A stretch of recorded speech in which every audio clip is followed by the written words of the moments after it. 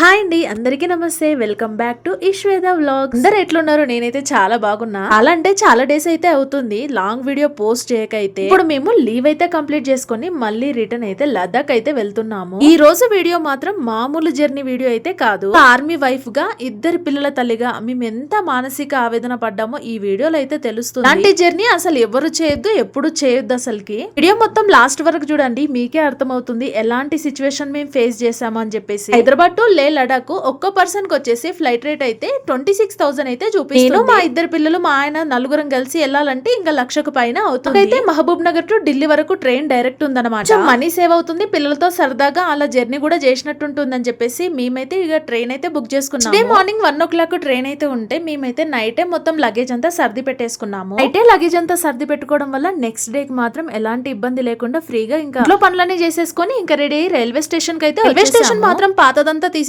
మళ్ళీ కొత్తదైతే కడుతున్నాం. మేము మళ్ళీ రిటర్న్ వచ్చే వరకు ఈ పనులన్నీ కంప్లీట్ అయ్యి రైల్వే స్టేషన్ మొత్తం రెడీ అయ్యేటట్టే ఉంది. ఇప్పుడే పనులు అయితే స్టార్ట్ అయినట్టున్నాయి. మొత్తం ఎక్కడక్కడ కూల్చేశారు. ఇక్కడైతే రైల్వే స్టేషన్ లో అడుగు పెట్టామో లేదో ఇక్కడనే ప్రాబ్లమ్స్ అనేవి స్టార్ట్ అయ్యాయి. ప్రాబ్లమా అంటే అదేం పెద్ద ప్రాబ్లం అని చెప్పలేను కానీ 2 days జర్నీలో ఒకే సీట్ లో 4 members కూర్చోవడం అంటే చాలా రిస్క్ తో కూడిన పని. ఈ దగ్గర నుంచే మా హస్బెండ్ అయితే టికెట్స్ అయితే చూస్తున్నాడు. ఈ రైల్వే టికెట్స్ దగ్గరే మాకైతే ప్రాబ్లమ్స్ అనేవి మొదలయ్యాయి. అవేంటో ముందు ముందు మీకే అర్థమవుతుంది. వీడియో మాత్రం స్కిప్ చేయకుండా లాస్ట్ వరకు చూసేయండి. ఇంకా అసలు విషయం ఏంటంటే మేమైతే చాలా రోజుల ముందే 3 tickets అయితే బుక్ చేసి వెళ్తున్నది. 4 members అయినా ఇంకా చిన్న పాపకి సీట్ అయితే అవసరం. తనైతే నాతోనే ఉంటుంది కాబట్టి దగ్గర నుంచి ఆల్రెడీ చెక్ చేస్తూనే ఉన్నాము. మాకైతే 2 seats అయితే వెయిటింగ్ లిస్ట్ లో చూపిస్తున్నాయి. ఒక్క సీట్ మాత్రమే కన్ఫర్మ్ అయితే అయ్యింది. అసలు నాకు అర్థం కానిది ఏంటంటే సీట్లు కన్ఫర్మ్ లేకుంటే రైల్వే శాఖ వాళ్ళు ముందే సీట్ కన్ఫర్మ్ లేదంటని చెప్పేసి ముందే చెప్పాలి. ఆల్రెడీ మేము టికెట్ బుక్ చేసుకునేటప్పుడే చిన్న పిల్లలు ఉన్నారా, పెద్దవాళ్ళు ఉన్నారా అనేది తెలుస్తుంది కదా. అక్కడ ఇదితో సహా అన్ని డీటెయిల్స్ అయితే ఇస్తూ ఉంటారు. 3 seats కి ఒక్క సీట్ కన్ఫర్మ్ చేస్తే మిగతా ముగ్గురు ఎక్కడ కూర్చుంటారు? కనీసం పడుకోవాలన్నా కూడా ఇబ్బందిగానే ఉంటుంది. ఒక సీట్ చూపించు అని చెప్పేసి ఇక్కడ మేమే డబ్బులు కట్టి మేమే సీట్ కన్ఫర్మ్ లేక మళ్ళీ టీటీని వచ్చిన తర్వాత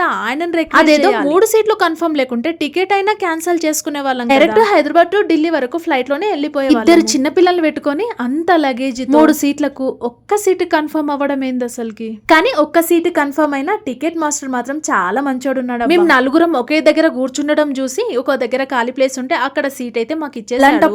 అనిపిస్తుంటది ఇంకా దేవుడు ఉన్నాడు అని చెప్పేసి. ఇంటి దగ్గర ముందు నుంచే చెక్ చేస్తున్నాం కదా, మాకు సీట్ కన్ఫర్మ్ కాలేదని చెప్పేసి. అందుకే నేనైతే ఇంటి దగ్గర ఎలాంటి ఫుడ్ అయితే ప్రిపేర్ అయితే మా ఆయన అయితే ట్రైన్ లో ఫుడ్ ఆర్డర్ పెట్టుకొని తిందామని చెప్పేశాడు. ట్రైన్ లో ఫుడ్ ఎలా ఉంటుందో మనందరికి తెలిసి మధ్యలో చాలా న్యూస్లు కూడా వస్తున్నాయి ఫుడ్ ఎలా ప్రిపేర్ చేస్తున్నారు. కానీ పిల్లలకు పెట్టకూడదు అనుకున్నా సరే ఇంకా సిచ్యువేషన్ మేమైతే ఇంకా ట్రైన్ లోనే ఫుడ్ అయితే ఆర్డర్ పెట్టుకొని తినేసాం. నార్మల్ గా అయితే ఇంటి దగ్గర చపాతీ, పులిహోర, టమాటా చట్నీ అయితే చేసుకొని వెళ్లేదాన్ని. అన్ని సార్లు ఇంకా టైం అయితే మనది ఉండదు, అన్ని సార్లు ఒకేలా ఉండాలని రూల్ కూడా లేదు కాబట్టి. ఇంకొక విషయం ఏంటంటే మేము బుక్ చేసుకున్న బోగి అయితే ఏసీ దనమాట. జనరల్ బోగిలో అయితే ఇప్పుడున్న సిచ్యువేషన్ కి ఈ ఎండలకి జర్నీ అసలే చేయలేము. 2 days జర్నీ అంటే పిల్లల వడదెబ్బకి అసలు తట్టుకోలేరు. వేడిగాలు అనేది స్పీడ్ గానే వచ్చేస్తుంది ట్రైన్ లోపలికి అయితే. ఇటీ వచ్చి మాకు సీట్ ఇచ్చారు కాబట్టి నైట్ కి అయితే ఎలాంటి ప్రాబ్లం లేకుండా పిల్లలు అయితే ప్రశాంతంగా పడుకున్నారు. అదైతే మహబూబ్ నగర్ నుంచి ఢిల్లీ వరకు 2 days జర్నీ కాబట్టి ఢిల్లీ స్టార్ట్ అయిన రోజు afternoon 1 o'clock, next day evening 6:15 కి అయితే ఢిల్లీ రైల్వే స్టేషన్ లో దిగాము. హర్ నిజాముద్దీన్ రైల్వే స్టేషన్ అన్నమాట. ఇంకా మేమైతే దిగగానే కూలీ వాళ్ళు వచ్చి ఇక్కడైతే మాట్లాడుతున్నారు. 2 luggage bags కి వాళ్ళైతే ఒక్కో బ్యాగ్ వచ్చేసి 500 rupees అయితే అడుగుతున్నారు. మా హస్బెండ్ వచ్చేసి నేనే తీసుకెళ్తాను, ఏమంతా బరుగులేవని చెప్పేశాడు. ఇదేంటో అసలుకి ట్రైన్ నుంచి ఒక బ్యాగ్ అయితే కింద పెడుతుంటే బ్యాగ్ ఒక వీల్ అయితే ఎరిగిపోయింది. ఇంకా స్టేషన్ లో వీల్స్ వేసే ఆయన అయితే ఉన్నాడు. తనైతే ఒక వీల్ కి 100 rupees అయితే తీసుకొని వీల్ అయితే 100 rupees ఎక్కువే అయినా ఇంకా ఆ టైం కి అక్కడ ఉండి మాకు బ్యాగ్ కు వీల్ వేయడం అంటే ఒక ప్లస్ పాయింట్. స్టేషన్ దిగి బయటికి వచ్చే వరకు 6:36 అయ్యింది. అక్కడ చూడండి టైం కూడా కనిపిస్తుంది. దిగాము. నెక్స్ట్ వచ్చేసి ఎయిర్పోర్ట్ కి అయితే వెళ్ళాలి. ఎయిర్పోర్ట్ కి వెళ్లే ముందు ఫస్ట్ అయితే ఇంకా ఇక్కడే డిన్నర్ చేసి వెళ్దాం అనుకున్నాము. ఢిల్లీలో ఒక మంచి హోటల్ కి అయితే వెళ్ళి అక్కడైతే జీరా రైస్, చికెన్, బటర్ నాన్ అయితే తినేసాము. మాకు ఫ్లైట్ వచ్చేసి నెక్స్ట్ డే మార్నింగ్ 10 o'clock ఉందన్నమాట. ఇప్పుడైతే నైట్ వచ్చేసి 8:30 అయితే అవుతుంది. ఇక్కడ ఉండే క్యాబ్ వాళ్ళు, ఆటో వాళ్ళు ఏమంటున్నారంటే ఎయిర్పోర్ట్ కి ఇంత ఎర్లీగా అయితే పంపించారు. బోర్డింగ్ ఒక 2 hours ముందుంటే చాలు, ఇంత ఫాస్ట్ గా వెళ్తే లోపలికి అలో ఉండదని చెప్పేసి మమ్మల్ని అయితే వాళ్ళు బెదిరించారు. ముందైతే ఎయిర్పోర్ట్ కి వెళ్ళి చూద్దామని చెప్పేసి మేమైతే డైరెక్ట్ ఎయిర్పోర్ట్ కి అయితే వచ్చేసాం. మాక్సిమం వెయిటింగ్ హాల్ అనేది ఉంటుంది. మొత్తానికి ఇందిరాగాంధీ ఇంటర్నేషనల్ ఎయిర్పోర్ట్ కి అయితే వచ్చేసాము. ఇప్పుడు టైం వచ్చేసి నైట్ 10 o'clock అయితే ఎయిర్పోర్ట్ లో అయితే ఎక్కడ చూసినా సరే జనాలు అయితే ఉన్నారు. ఇప్పుడు మేమైతే బోర్డింగ్ కి వెళ్లాల్సిన టైం అయితే కాదు, నెక్స్ట్ డే మార్నింగ్ అయితే బోర్డింగ్ కి అయితే వెళ్ళాలి. నెక్స్ట్ డే మార్నింగ్ వరకు అయితే ఇంకా వెయిటింగ్ రూమ్ లో ఉండాలి. వెయిటింగ్ రూమ్ ఎక్కడ ఉందా అని చెప్పేసి మేమైతే ఇక్కడ సర్చింగ్ అనమాట.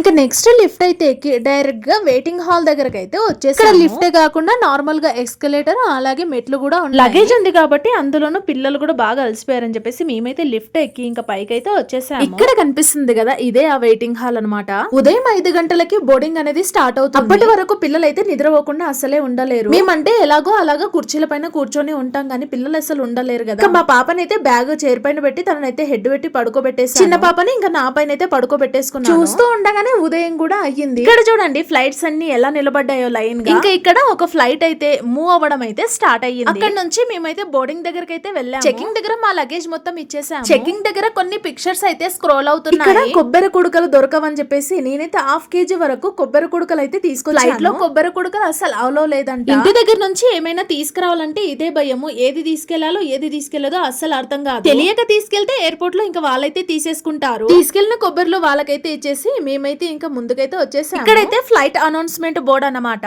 మా ఫ్లైట్ వచ్చేసి లే ఫ్లైట్ కాబట్టి గేట్ నెంబర్ 40 పైన అయితే చూపిస్తుంది. బోర్డింగ్ అయితే 9 o'clock ఉందన్నమాట. చెకింగ్ మొత్తం అయిపోయింది. ఇంకా టెన్షన్ అయితే మేము వెళ్లే ఫ్లైట్ లో ఎలాంటి బ్రేక్ఫాస్ట్ గానీ లంచ్ గానీ ఉండదు కాబట్టి మేమైతే ఇక్కడే బ్రేక్ఫాస్ట్ అయితే చేసి వెళ్దాం అనుకుంటున్నాం. ఈ ఎయిర్పోర్ట్ లో అయితే ఎలిఫెంట్స్ చాలా బాగా అనిపిస్తున్నాయి. అందరు వచ్చి ఇక్కడైతే ఫోటోస్ అయితే దిగుతున్నారు. మేమైతే అక్కడ కొన్ని ఫోటోస్ అయితే తీసుకొని ఎస్కలేటర్ ఎక్కి పైకి అయితే వచ్చేసాము. ఇక్కడైతే చైనీస్ ఫుడ్ నుంచి ఇండియన్ ఫుడ్ వరకు ఆల్మోస్ట్ అన్ని వెరైటీస్ అయితే దొరుకుతాయి. కానీ రేటు మాత్రం దిమ్మ తిరిగిపోయేటట్టున్నాయి. ఇక్కడైతే మేమైతే మన సౌత్ ఇండియన్ డిష్ దగ్గరకు అయితే వెళ్ళాము. ఇక్కడైతే ఒక్క దోశ వచ్చేసి 340 రూపీస్. మీరు ఇక్కడ బోర్డ్ అయితే జూమ్ చేసి అయితే చూడండి, మీకు ఇక్కడ రేట్స్ అనేవి కనిపిస్తుంటాయి. ఎయిర్పోర్ట్ లో రేట్స్ ఎలా ఉన్నాయని చెప్పి. మేము ఇంటికి వెళ్లే వరకు ఆఫ్టర్నూన్ అయితే కావచ్చు. అప్పటి వరకు పిల్లల్ని అయితే ఆకలితో ఉంచలేమని చెప్పేసి మేమైతే ఇక్కడ బ్రేక్ఫాస్ట్ అయితే చేసి వెళ్దాం అనుకుంటున్నాం. ఇక్కడ మేమైతే 3 మసాలా దోశ, 1 ప్లేన్ దోశ అయితే ఆర్డర్ అయితే ఈ 4 దోశలకు బిల్ ఎంతో తెలుసా? 1386 రూపీస్ అయితే తీసుకున్నారు. 1386 రూపాయలు అనమాట. పెద్ద పెద్ద స్టార్ హోటల్స్ వాళ్ళైతే ఇలాగా ఎయిర్పోర్ట్ లో షాప్స్ అయితే పెడుతుంటారు. ఎంత షాప్ పెట్టినా కొంచెం రేట్ అయితే చాలా హై అనిపించింది నాకు. అందరికి అనుకూలంగా రేట్ ఉంటే బాగుంటది. ఒక దోశ 100 రూపీస్ అంటే ఓకే గానీ 340 రూపీస్ ఏంటి టూ మచ్ గా. మేమైతే ఇంకా బ్రేక్ఫాస్ట్ అయితే చేసి కిందికైతే వచ్చేసాం. ఇక్కడ మీరు ఒకటి గమనించారు, ఫ్లైట్ అనౌన్స్మెంట్ బోర్డ్ లోనేమో గేట్ నెంబర్ 40 అయితే చూపించింది. ఇక్కడికి వచ్చాక గేట్ నెంబర్ మాత్రం చేంజ్ అయిపోయింది. ఇప్పుడు గేట్ నెంబర్ వచ్చేసి 45. 40 నుంచి ఇంకా మేమైతే 45 కి అయితే వచ్చేసాం. ఇక్కడ క్యూ కూడా స్టార్ట్ అయింది. ఇంకా లోపలికి వెళ్ళేటప్పుడు ఇంకా టికెట్స్ అయితే చెక్ చేస్తున్నారు. మేము వెళ్లే ఫ్లైట్ వచ్చేసి స్పైట్ జెట్ అనమాట. ఫస్ట్ బస్ అయితే ఫుల్ అయిపోయింది, అది వెళ్తుంది కూడా. ఆ బస్సు వెళ్ళిపోయిన తర్వాత ఇంకో బస్సు కూడా వచ్చేసింది. మేమైతే ఆ బస్ అయితే ఎక్కి ఇంకా ఫ్లైట్ దగ్గరికి అయితే వెళ్తున్నాము. ఈ బస్ లో నుంచి చూస్తుంటే ఎయిర్పోర్ట్ వ్యూ మాత్రం చాలా అంటే చాలా బాగుంటుంది. మేము ఎక్కాల్సిన ఫ్లైట్ అయితే ఇదే చూడండి. ఫస్ట్ బస్ లో వచ్చిన వాళ్ళందరూ ఇక్కడ క్యూ అయితే కట్టేశారు. ఇక్కడ ఫ్లైట్ ఎక్కడానికి స్టెప్స్ అయితే కనిపిస్తున్నాయి కదా, వీటికైతే వీల్స్ అయితే ఉంటాయి. ఫ్లైట్ ఎక్కడ ఉంటే అక్కడికి వీటిని అయితే తీసుకెళ్లి ఫ్లైట్ కి అయితే అటాచ్ అయితే చేస్తారు. ఇక్కడ ఫ్లైట్ ఎక్కేటప్పుడు నేనైతే ఒకటైతే చూసి చాలా షాక్ అయ్యాను. ఇక్కడ చాలా మంది బీహార్ వాళ్ళే ఉన్నారు ఈ ఫ్లైట్ లో. వీళ్ళైతే బీహార్ నుంచి లడక్ వెళ్లి ఏ పని దొరికితే ఆ పని అయితే చేసుకుంటూ ఉంటారు. వీళ్ళు 6 months కోసారి ఇంటికైతే వెళ్లి వస్తూ ఉంటారంట. మేము వెళ్లే ఫ్లైట్ వచ్చేసి ఢిల్లీ టు లే కాబట్టి ఇక్కడైతే హిమాలయస్ అయితే కనిపిస్తుంటాయి. ఫ్లైట్ లో నుంచి వీడియో క్లియర్ గా తీద్దాం అనుకున్నాను. నాకేమో ఫ్లైట్ రెక్క ఎక్కడ ఉంటుందో అక్కడే సీట్ అయితే వచ్చేసింది. అస్సలు సరిగా వీడియో తీయలేకపోయాను ఇక్కడైతే. అందులోనూ నేను కూర్చున్న విండో గ్లాస్ మాత్రం గీతలు గీతలుగా ఉంది. ఫ్లైట్ లో నుంచి మంచు కొండలు చాలా అంటే చాలా అద్భుతంగా కనిపిస్తున్నాయి. మొత్తానికి